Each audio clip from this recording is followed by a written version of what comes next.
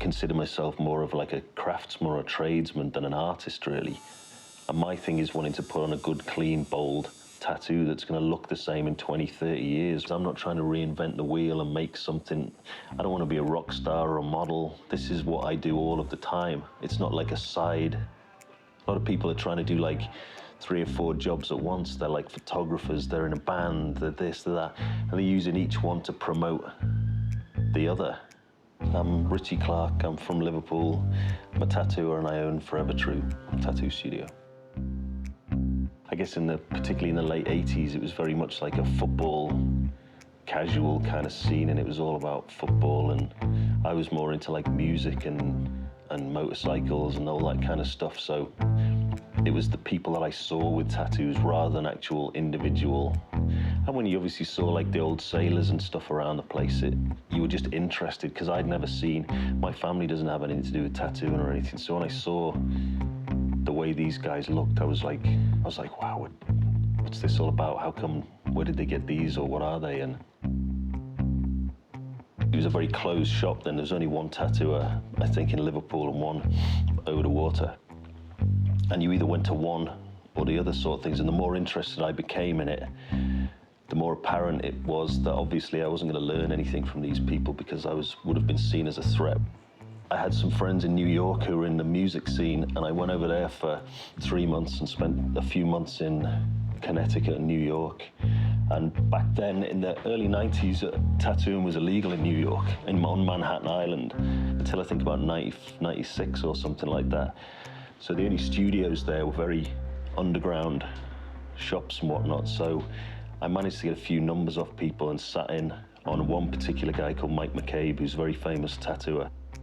So I just got to hang out in it was like a basement studio. It was more like an art studio even back then, and I just got to watch him, and he was tattooing the brother of the guy from Circus of Power, who were like a rock band, I think from Florida or something at the time. And he was getting this alligator tattooed on him, and I got to watch Mike McCabe do it. It was a good experience.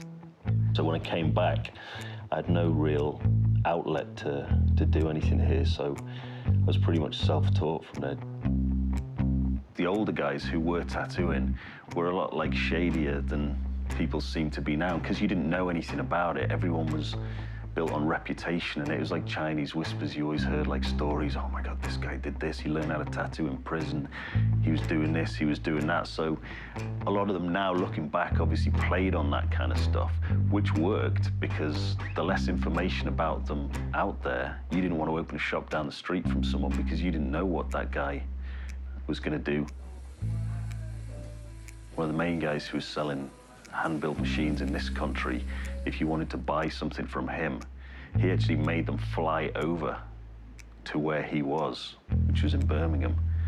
And you had to get the machine from him personally, because he wasn't like sending them out just to anyone.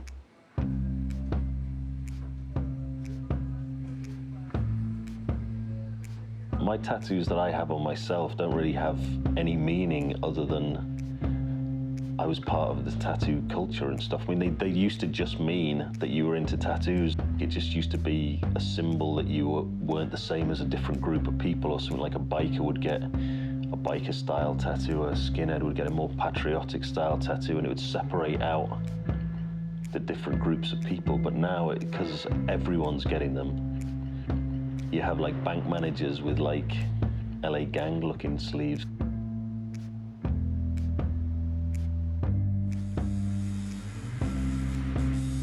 I get so many young guys who are coming into the shop now who've had all their arms filled already really quickly, because they wanted full arms done, and they've obviously had them done cheaply, because that's the only way you can do it. And these guys don't realize that the prime real estate on their arms is gone. It's not like they're even, like years ago when we started tattooing, you used to tattoo your own legs and stuff.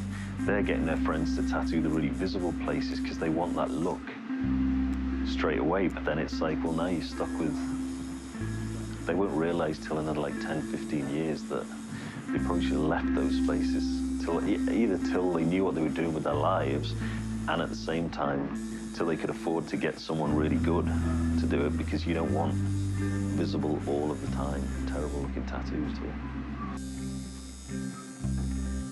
I've done lots of different styles. Like I started in the 90s when people were doing fine line wizards and dragons and biker looking kind of stuff, and you've seen how a lot of the fine line stuff doesn't hold up so well over the time, and you've tried different styles. You saw how the tribal stuff came and went, and one minute was everyone wanted it, now everyone hates it. So the classic stuff, I like classic, everything classic motorcycles, classic cars, just general heritage kind of style. So those old designs are, to me, when I think of a tattoo in my head as a kid or something, I'd think of a heart with mom through it or a rose or something. And to me, I like how basic the images are, and it suits the style, technical style that I tattoo in.